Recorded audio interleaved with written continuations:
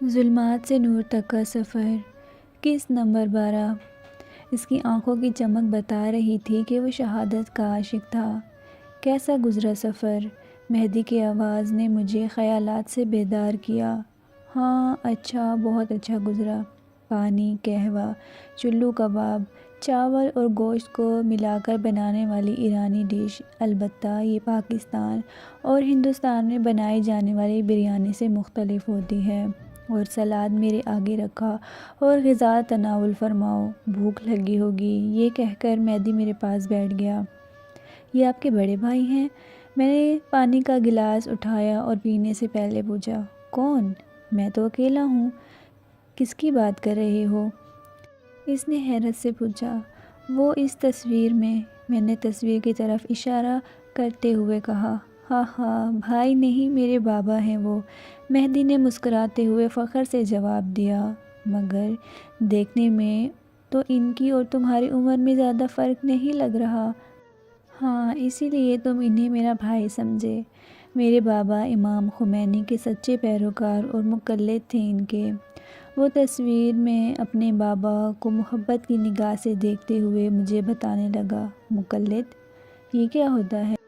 میں نے چلو کباب کھاتے ہوئے پوچھا۔ اس وقت کہ جب ولی زمان امام زمانہ علیہ السلام پردہ غیبت میں ہیں، تو ایسے میں اپنی زندگی کو ائمہ علیہ السلام کی سیرت کے مطابق گزارنے اور فروع دین کو شریعت کے مطابق انجام دینے کے لیے انسان کو کسی رہبر جو علم و عمل میں صداقت و طہارت کی منزل پر فائز ہو اور اس کے علاوہ روحانی اور باطنی پاکیزگی کا بھی متحمل ہو، اور اس کی تقلید کم علم نہ جانے والے افراد پر واجب ہوتی ہے۔ پریشان مت ہو، اب ایران آ گئے ہو تو سب کچھ سیکھ اور سمجھ لو گے۔ اپنے بابا کے بارے میں مزید بتاؤ۔ ایران میں جب انقلاب آیا، امام خمینی نے شاہ کے خلاف جہاد کا حکم دیا۔ میرے بابا بھی سب کچھ چھوڑ کر ایران آ گئے اور رہبر کی قیادت میں شہادت پائی۔ میں 2 سال کا تھا، اور فاطمہ میری بہن، اس کا اس دنیا میں پہلا دن تھا اور بابا جان کا اس دنیا میں۔ بابا کی شہادت کی خبر ماں کو وارڈ میں ملی تھی۔ ہمیں ایران میں رہائش مل گئی۔ بابا کی خدمات کی وجہ سے ہم یہاں ہی بڑے ہوئے ہیں۔ ماں نے تنہا ہماری تربیت کی۔ ماں فاطمہ کے ساتھ دعائے کمیل کے لیے حرم گئی ہیں۔ آج شب جمعہ ہے نا، آئیں گی تو ملیں گی تم سے۔ تم کھانا کھا لو تو پھر ہم بھی چلتے ہیں۔ آپ کی بیوی بچے یہاں نہیں رہتے؟ ہاں ہاں ہاں، بیوی بچے کہاں سے آ گئے؟ مہدی کے کہکے نے مجھے متوجہ کر لیا۔ کیا مطلب؟ آپ نے ابھی تک شادی نہیں کی؟ نہیں، اور نہ ہی اس کا کوئی ارادہ رکھتا ہوں۔ مگر کیوں؟ خوبرو جوان ہیں آپ، صاحب علم و بصیرت ہیں۔ بارودی سرنگیں، گولیوں کی گونج ہی میری دلہن ہے۔ بارود کی بو، مارٹر کے گولے اور میدان جنگ سے عشق ہے مجھے۔ میں مدافع حرم ہوں۔ عشق، شہادت مجھے ورثے میں ملا ہے۔ وہ رومال سے اپنے شہید بابا کی تصویر کو صاف کرتے ہوئے بہت مطمئن لہجے میں بول رہا تھا۔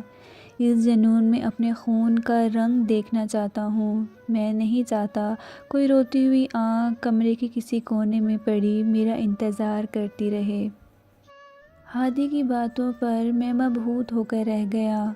اس نے وہی بات کہی جو جب ابراہیم ہادی سے ان کی والدہ نے تجویز کے لیے بات کی تو یہ وہی جواب تھا جو ابراہیم نے اپنی والدہ کو دیا تھا۔ مدافع حرم، میرے لیے یہ الفاظ نئے تھے۔ مدافع حرم کیا ہوتا ہے؟ میں نے کھانا کھانا جاری رکھتے ہوئے پوچھا۔ امام سادات حضرت زینب سلام اللہ علیہا کے حرم مطہر کی حفاظت کرنے والے کو مدافع حرم کہتے ہیں۔ میری سوالیہ نگاہوں کو دیکھتے ہوئے اس نے مزید کہا، سیدہ زینب سلام اللہ علیہا شیعوں کے لیے ہی نہیں، اہل سنت کے نزدیک بھی بہت محترم ہیں۔ کیوں نہ ہوں؟ آخر مسلمانوں کے رسول صلی اللہ علیہ وآلہ وسلم کی نواسی جو ہیں۔ اگر آج تم اور میں مسلمان ہیں تو انہی بی بی کی قربانیوں اور ان کی عظیم مجاہدات کی وجہ سے۔ امام حسین علیہ السلام کی لاڈلی بہن اور مدافع مقصد سید شہداء ہیں۔ داعشوں نے حملہ کر دیا ہے، حرم مطہر خطرے میں ہے۔ مہدی نے سر جھکائے جواب دیا۔ اس کی آنکھوں میں آنسو دیکھ کر میرا دل بے چین ہو گیا۔ اور حرم کا دفاع فقط شیعہ نہیں کر رہے بلکہ اہل سنت برادران بھی اپنے رسول کی نواسی اور حضرت علی و فاطمہ علیہ السلام کے دختر معظم کے حرم کے دفاع میں بڑھ چڑھ کر قربانیاں پیش کر رہے ہیں اور جام شہادت نوش کر رہے ہیں۔ میدان جنگ میں ان کا عشق و شجاعت قابل رشک ہوتی ہے۔ ماں کی طبیعت بگڑ گئی تھی، اسی لیے 1 ماہ ہو گیا ہے مجھے شام سے واپس آئے ہوئے، مگر اس دل مضطر کو ایک پل قرار نہیں۔ کچھ ضروری کام بھی نپٹانے ہیں، بہت جلد واپسی ہے میری انشاءاللہ۔ مہدی کی باتوں نے مجھے واضح کر دیا تھا کہ شہید کا مجھے عباس کی طرف متوجہ کرنا اور اس کے بعد میرا ایران آنا اور مہدی سے ملنا، اس کے پیچھے کیا مصلحت پوشیدہ ہے میں جان چکا تھا، اور میں مطمئن ہو گیا تھا کہ شہید نے مجھے تنہا نہیں کیا، اور میرا دل یہ مان چکا تھا کہ میں اپنے عشق کو بہت جلد حاصل کر لوں گا مدافع حرم بن کر۔ یہ باتیں تو ہوتی رہیں گی، تم آمادہ ہو تو چلیں حرم، دعائے کمیل شروع ہو چکی ہوگی۔ مہدی کی آواز سے میں اپنے تخیلات سے باہر آیا۔ ضرور، کیوں نہیں، چلیے۔ مہدی کا گھر حرم مقدس سے قریب تھا۔ ہم گھر سے نکلے اور حرم کی طرف چلے۔ میرے دل میں ایک عجیب سا احساس پیدا ہونے لگا۔ میں جانتا ہوں کہ تمہیں زیادہ معلومات نہیں ہیں، پریشانی کی بات نہیں۔ تمہارے واجبات سے لگتا ہے کہ تم کسی اچھے گھرانے سے ہو۔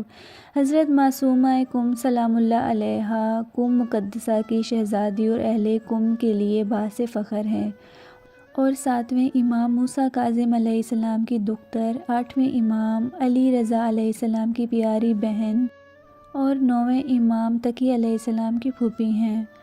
اور ان کی فضیلت کے لیے یہ بات کافی ہے کہ حضرت معصومہ قم سلام اللہ علیہا کی زیارت رسول خدا کی بیٹی مادر جاں حضرت فاطمہ زہرا سلام اللہ علیہا کی زیارت کے برابر ہے۔ سبحان اللہ، میری زبان سے بے ساختہ نکلا۔ حضرت معصومہ قم سلام اللہ علیہا کریمہ اہل بیت علیہ السلام کے لقب سے مشہور ہیں۔ صدق دل سے ان سے طلب کرنے والا جس فرقے سے قبیلے سے بھی تعلق رکھتا ہو دامن بھر کے جاتا ہے۔ تمہارا داخلہ ہو جائے تو پھر کبھی موقع پا کر مشہد بھی چلیں گے۔ مشہد میں 8ویں امام بی بی معصومہ قم کے بھائی کا روضہ ہے، بہت رؤوف مولا ہیں۔ بہن بھائی کی محبت بے مثال ہے۔ میں بہت دلچسپی کے ساتھ مہدی کی باتیں سن رہا تھا کہ اچانک میری نظر سنہری گنبد پر پڑی۔ میں، جس نے تقریباً دنیا کی ہر مشہور جگہ دیکھی ہوئی تھی اور ورلڈ ٹور میرا پسندیدہ مشغلہ تھا، مگر اس سنہری گنبد کی کشش اور روحانیت نے مکمل طور پر مجھے اپنے حصار میں جکڑ لیا تھا۔ میں نے آسمان کی طرف نگاہ کی، ایسا محسوس ہو رہا تھا جیسے نور کا ہالہ ہے جو آسمان سے نازل ہو رہا ہے، جو اس سنہری گنبد کے گرد حلقہ بنائے ہوئے ہے۔ السلام علیکی یا سیدتی یا حضرت فاطمہ معصومہ سلام اللہ علیہا کریمہ اہل بیت۔ جب زری مبارک پر پہنچیں گے تو ایسے سلام کرنا۔ مہدی کی آواز نے مجھے چونکا دیا۔ جی بہتر، اس سے زیادہ میں کچھ نہیں کہہ سکا۔ میں مہدی کے پیچھے پیچھے چل رہا تھا۔ کالی چادر سر سے پاؤں تک اوڑھے خواتین، بچے، بوڑھے، جوان، سبھی، کوئی آ رہا تھا تو کوئی جا رہا تھا۔ ایک رونق لگی ہوئی تھی۔ حرم کے اندر سے آنے والی آواز میرے کانوں میں پڑی۔ الہی و ربی بلغ غیرک